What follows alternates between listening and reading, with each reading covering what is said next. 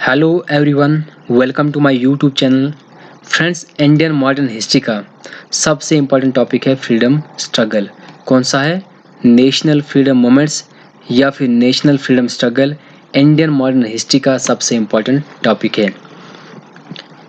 ये एक ऐसा टॉपिक है जो आपको हर कॉम्पिटिटिव एग्जाम्स के सिलेबस में देखने को मिलेगा, चाहे वे जेके पीएससी के एग्ज़ाम्स हों, एसएससी का, जेके एसएसबी का या फिर यूपीएससी का एग्ज़ाम हो।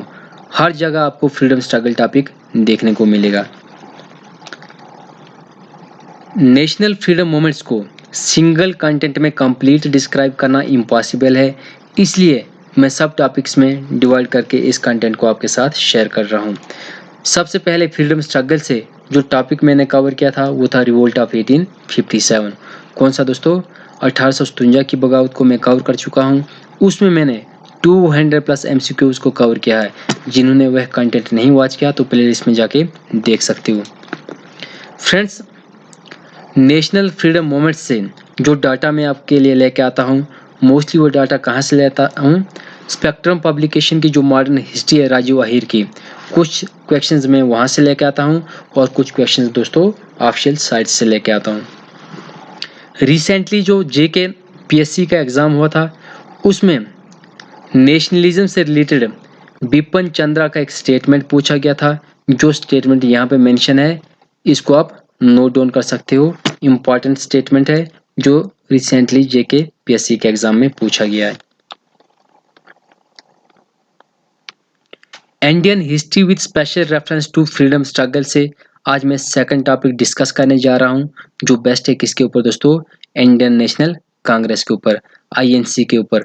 अर्थात इंडियन नेशनल कांग्रेस से जो भी इंपॉर्टेंट क्वेश्चंस बनते हैं कॉम्पिटिटिव एग्जाम्स के लिए दोस्तों, उन सबको मैं कवर करने जा रहा हूं इस कंटेंट के माध्यम से।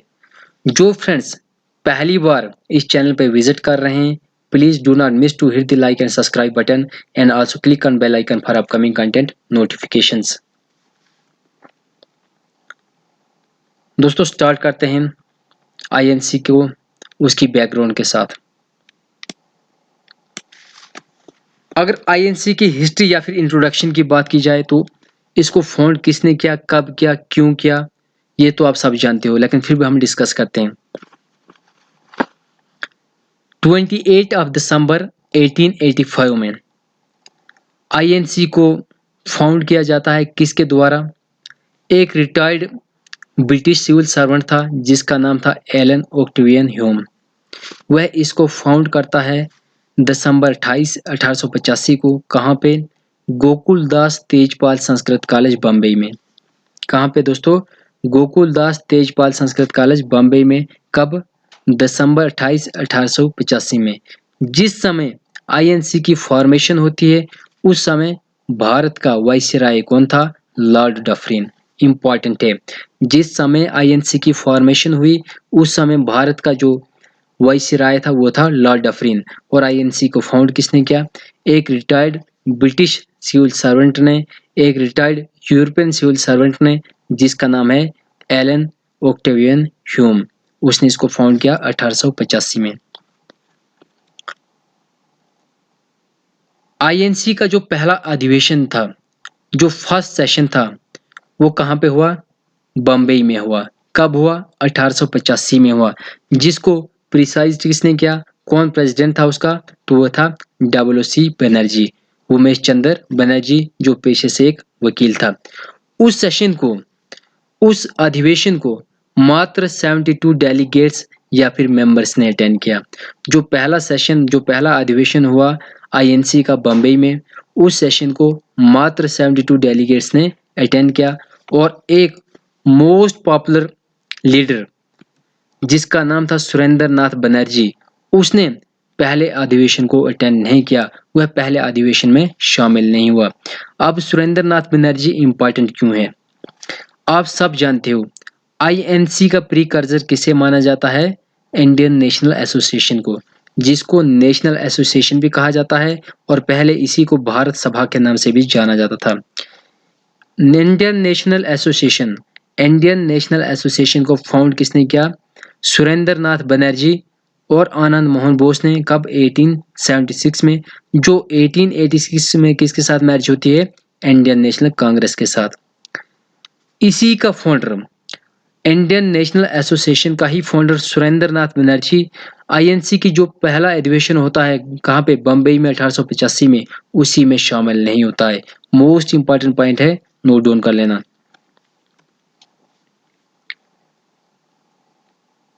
फ्रेंड्स, यहां से जो मोस्ट इंपॉर्टेंट क्वेश्चन बनता है वो है इसका primary venue.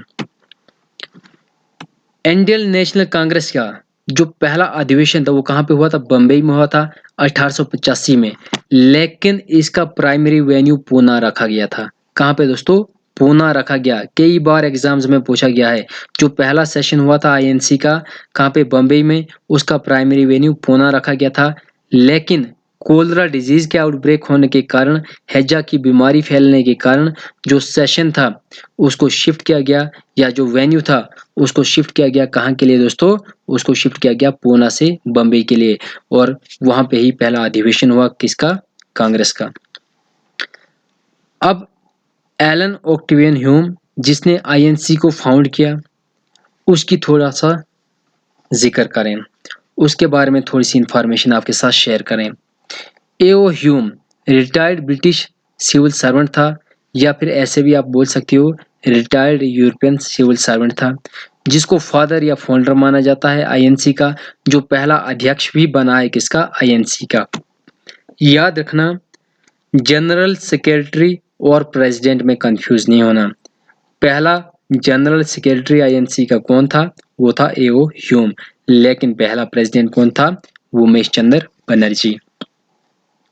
AO Hume father of INC, ये है इसकी बायोग्राफी का नाम, जिसको लिखा है सर विलियम वेडबर्न ने, जो 2 बार आईएनसी का प्रेसिडेंट बन चुका था। एओ ह्यूम ने जो पहला नाम आईएनसी का सजेस्ट किया था वो था Indian national union. Important point है, जो पहला नाम आईएनसी का सजेस्ट किया था एओ ह्यूम ने वो था इंडियन नेशनल यूनियन, और इंडियन नेशनल कांग्रेस आईएनसी किसकी सजेशन पे ये नाम रखा है, तो ये नाम रखा है दादा भाई नेहरू जी की सजेशन पे। किसकी सजेशन पे, the grand old man of India named दादा भाई नेहरू जी, इसकी सजेशन पे आईएनसी नाम रखा गया है। अब कांग्रेस वोट के बारे में तो आप जानते होंगे, इस वोट को कहां से लिया गया है, अमेरिकन कॉन्स्टिट्यूशन से लिया गया है। कहां से लिया गया दोस्तों, तो अमेरिकन कॉन्स्टिट्यूशन से किस वोट को लिया गया है, कांग्रेस वोट को लिया गया है। जब आईएनसी की फॉर्मेशन हुई उसके बाद कुछ स्कॉलर्स ने, कुछ हिस्टोरियंस ने, कुछ लीडर्स ने इसको क्रिटिसाइज किया और कुछ ने सपोर्ट किया। आप सब जानते हो कि 2 ही पहलू होते हैं जिंदगी के, या तो आपको नेगेटिव ओपिनियन देखने को मिलेंगे या तो पॉजिटिव ओपिनियन देखने को मिलेंगे। अब कुछ स्कॉलर्स ने इसको क्या कहा, सेफ्टी वॉल्व थ्योरी कहा। किसके लिए, ब्रिटिशर्स के लिए।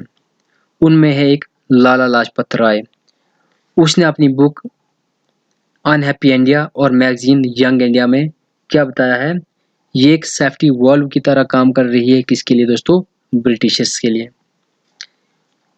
यंग इंडिया बुक किसने लिखी है, राष्ट्रपिता महात्मा गांधी ने लिखी है, लेकिन यहाँ पे मैगजीन की बात हो रही है, ठीक है। तो गाइज, इसने क्यों कहा कि एक सेफ्टी वॉल्व की तरह है ब्रिटिशर्स के लिए। आपको पता है कि सेफ्टी वॉल्व किसे कहा जाता है, प्रेशर कुकर के ऊपर जो सीटी होती है ना, उसी को वॉल्व कहा जाता है।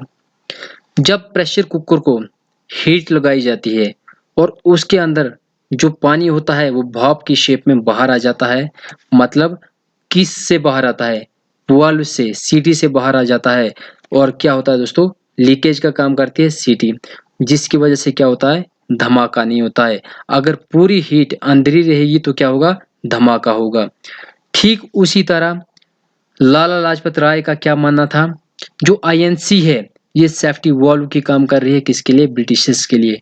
अर्थात इंफॉर्मेशन लीक कर रही है भारत की, किसके साथ दोस्तों, ब्रिटिशर्स के साथ। रीजन क्या है, क्योंकि इसको फाउंड किया एक ब्रिटिशर ने, ठीक है, जिसकी रिलेशनशिप भारतीय लीडर्स के साथ भी अच्छी थी और ब्रिटिशर्स के साथ भी अच्छी थी। तो ये जो आईएनसी है ये एक सेफ्टी वॉल्व की तरह काम कर रही है। ब्रिटिशर्स के लिए ये कहना था लाला लाजपत राय का। और इससे क्या हो रहा है कि जो नेशनलिज्म है, जो पैट्रियट्स हैं, देशभक्त लोग हैं भारत के, वो जब भी रिबेलियन का सोचेंगे, जैसे 1957 में जो धमाका हुआ था ब्रिटिशर्स के खिलाफ, जब भी वो वैसा सोचते हैं तो आईएनसी क्या करती है दोस्तों, वो पूरी इंफॉर्मेशन को शेयर कर देती है ब्रिटिशर्स के साथ। ये कहना था लाला लाजपत राय का। किसके माध्यम से दोस्तों? यंग इंडिया मैगजीन और अनहैप्पी इंडिया बुक के माध्यम से। दूसरी ओर सर विलियम वेडरबर्न, वह एओ ह्यूम की बायोग्राफी में क्या लिखते हैं कि एओ ह्यूम एक सेकुलर इंसान था जिसने भारत को एक ऐसी पार्टी बना के दी जो नेशनल लेवल पे काफी पॉपुलर हुई। ठीक है ना? ये जिक्र किया है किसने दोस्तों? सर विलियम वेडबर्न ने, कि एओ ह्यूम एक अच्छे इंसान थे जिन्होंने भारतीय के बारे में एक अच्छी सोच रखी। लेकिन फ्रेंड्स, एक बात मैं क्लियर कर दूं, अगर आईएनसी को कोई भारतीय फाउंड करता, क्या यह पार्टी रन होती? कभी भी नहीं, क्योंकि अंग्रेज इसको आधे रास्ते में ही कुचल देते। नेशनल लेवल तक ये पॉपुलर नहीं होती। इसको एक ब्रिटिशर ने फाउंड किया, इसलिए ये नेशनल लेवल तक चली। तो दोस्तों, पहली बार जो सेफ्टी वॉल्व थ्योरी थी एओ ह्यूम की, उसको डिस्क्राइब किसने किया था? सर विलियम वेडबर्न ने किया था। इंपॉर्टेंट है, पहली बार डिस्क्राइब किसने किया था? फिर सेकेंडली इसको किसने डिस्क्राइब किया? तो लाला लाजपत राय ने डिस्क्राइब किया। मोस्ट इंपॉर्टेंट पॉइंट है, इनको भी नोट डाउन कर लेना, पूछे जा सकते हैं। पहली बार safety valve theory of Hume को किसने डिस्क्राइब किया था और उसके बाद किसने डिस्क्राइब किया? किस में किया? बुक का नाम मेंशन है, मैगजीन का नाम भी मेंशन है, कब किया डेट भी मेंशन है, रीड कर सकते हो। पहली बार 1913 में किसने? एक ब्रिटिशर ने इसको मतलब डिस्क्राइब किया। फिर 1916 में यंग इंडिया बुक के माध्यम से लाला लाजपत राय ने, फिर 1928 में भी अनहैप्पी इंडिया के माध्यम से दोस्तों किसने? लाला लाजपत राय ने। ये बुक नहीं है गाइस, सॉरी, ये मैगजीन है, यंग इंडिया मैगजीन है। बुक को किसने लिखा है? राष्ट्रपिता महात्मा गांधी ने लिखा है। पंजाब केसरी या लाइन ऑफ पंजाब किसे कहा जाता है? लाला लाजपत राय को ही कहा जाता है, जो एक एक्सट्रीमिस्ट था। किससे बिलोंग करता था दोस्तों? गरम दल से बिलोंग करता था।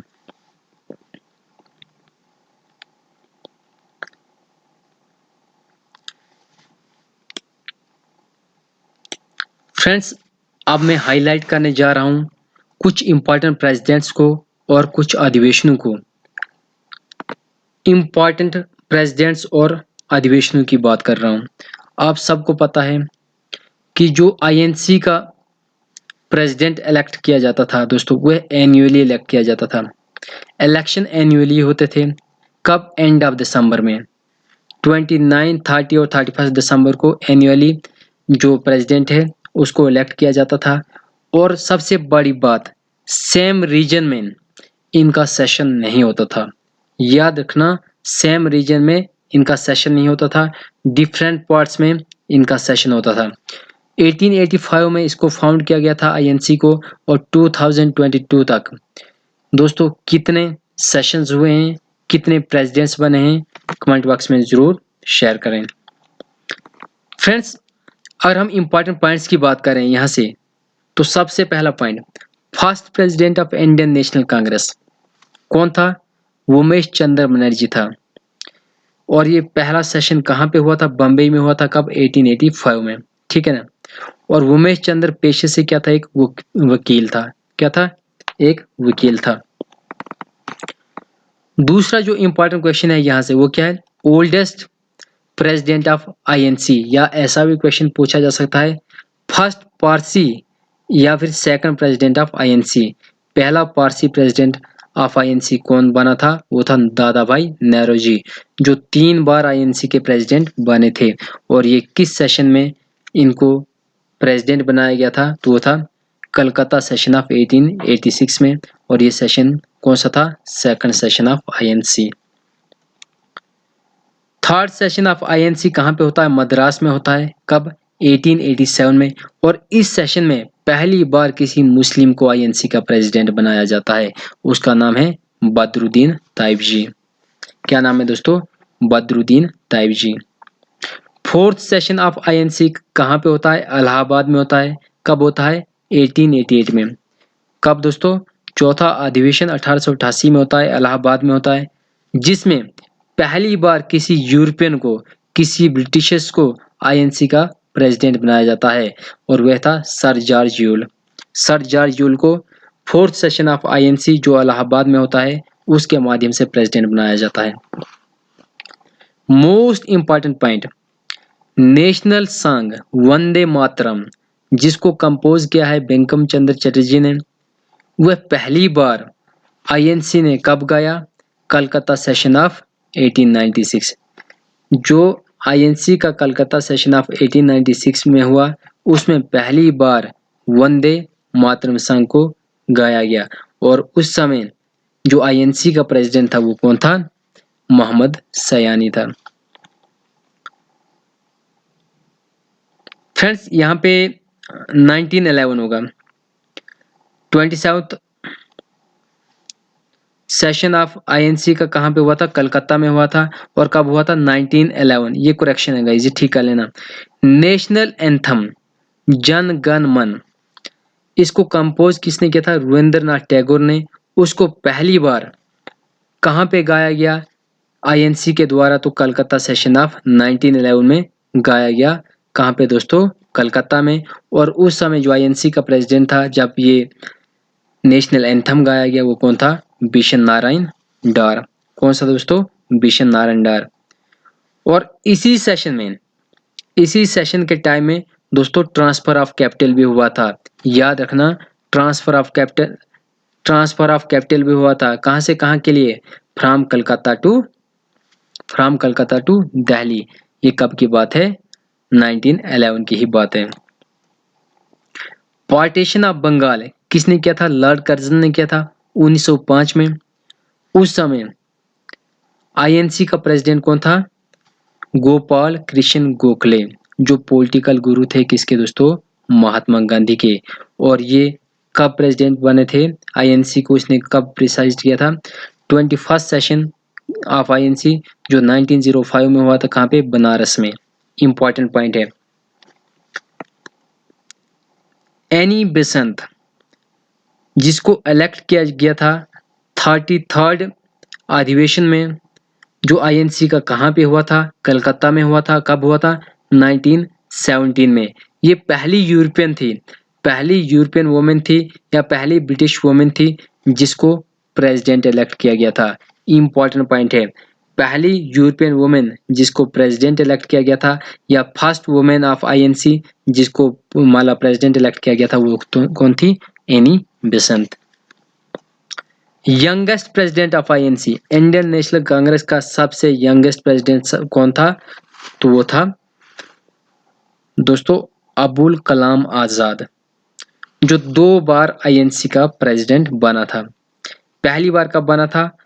जो 42वां अधिवेशन हुआ था 1923 में दिल्ली में, पहली बार वह वहां पे बने थे। और दूसरी बार दोस्तों 1940 में किस सेशन में? रामगढ़ सेशन में।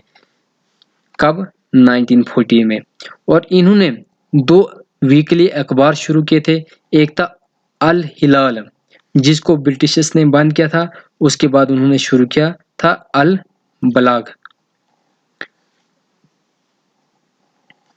43rd सेशन में पहली बार महात्मा गांधी को आईएनसी का दोस्तों प्रेसिडेंट बनाया गया था। किस सेशन में? बेलगांव सेशन में। और कब? 1924 में। राष्ट्रपिता महात्मा गांधी को पहली बार आईएनसी का प्रेसिडेंट बनाया गया था।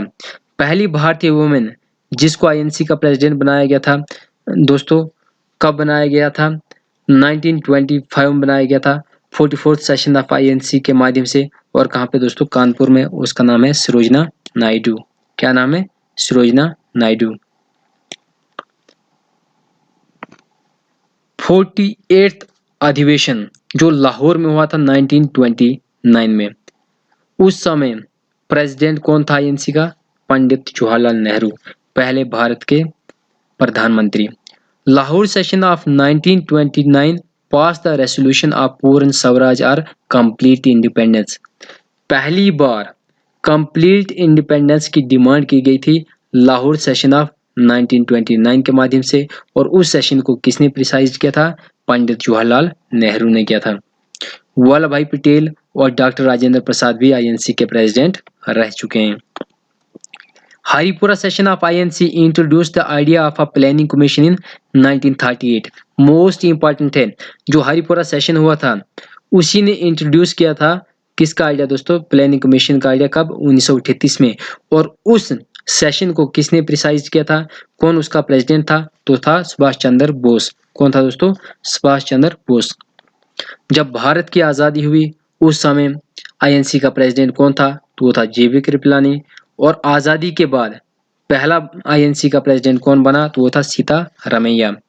इंदिरा गांधी पहली वुमेन थी जो आजादी के बाद प्रेसिडेंट बनी थी आईएनसी की। और दोस्तों लॉन्गेस्ट सर्विंग और करंट प्रेसिडेंट ऑफ आईएनसी कौन है, तो है सोनिया गांधी, जिसको पहली बार इलेक्ट कब किया गया था, 91st सेशन ऑफ आईएनसी, जो कहाँ पे हुआ था, न्यू दिल्ली में हुआ था। कब? 1998 में। सबसे फर्स्ट बार, पहली बार उसको इलेक्ट कब किया गया था, 1998 में। कहाँ पे? New Delhi session of INC.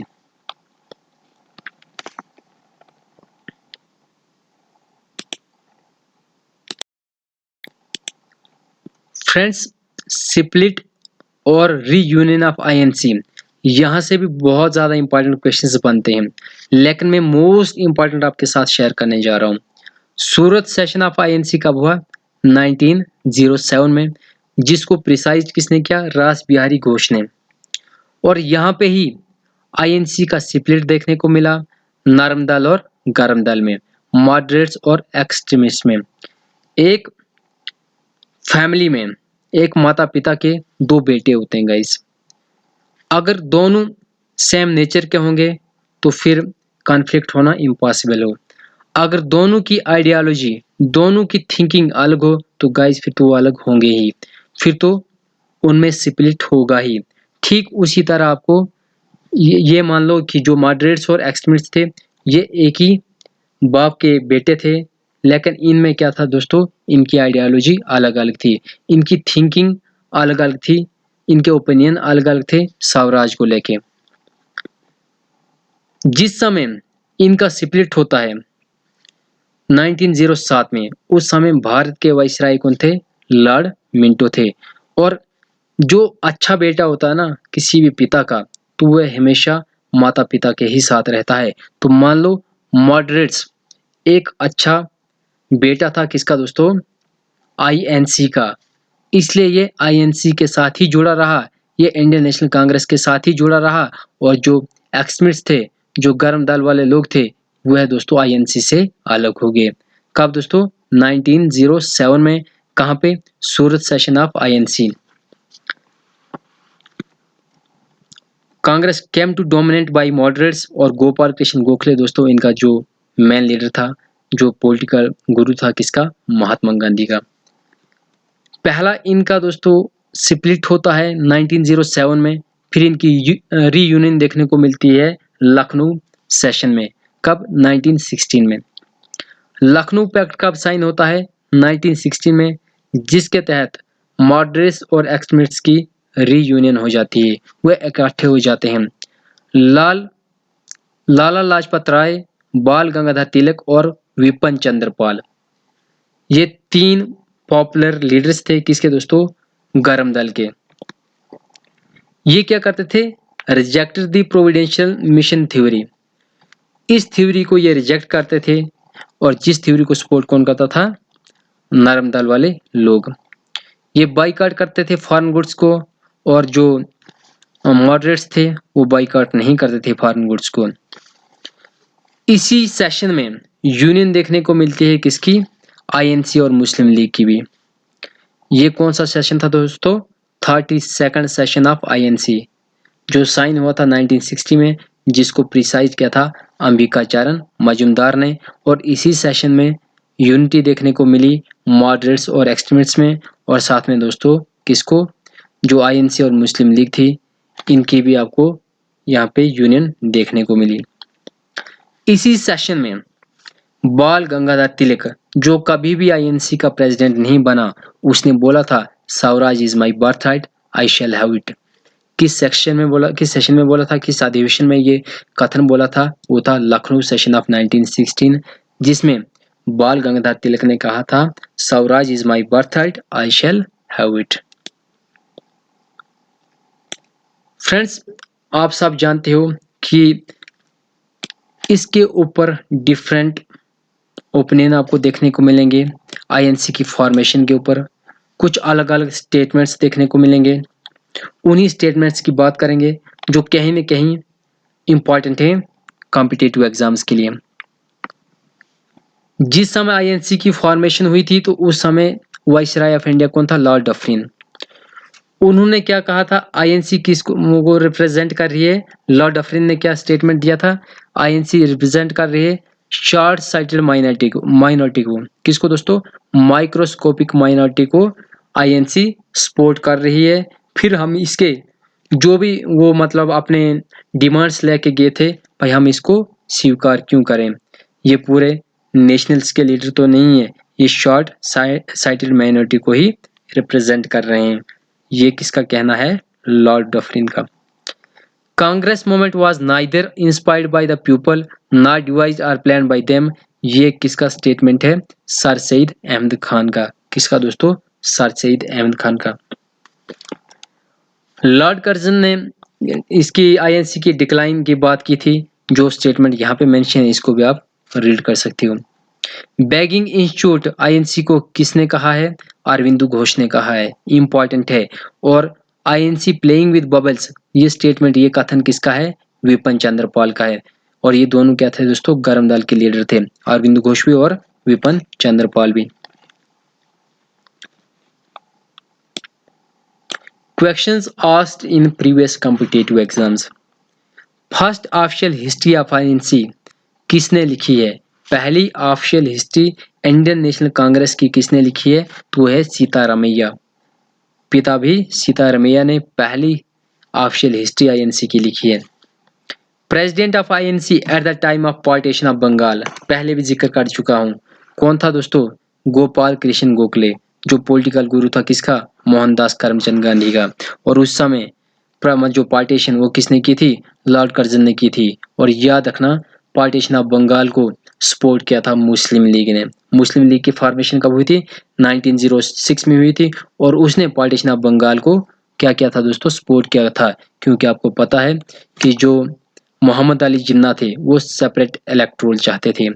और एक था मुस्लिम डोमिनेटेड एरिया और एक हिंदू डोमिनेटेड एरिया, इसलिए वह सेपरेट इलेक्टोरल चाहता था। इसलिए पार्टीशन ऑफ बंगाल के दोस्तों सपोर्ट किसने की थी? मुस्लिम लीग ने की थी।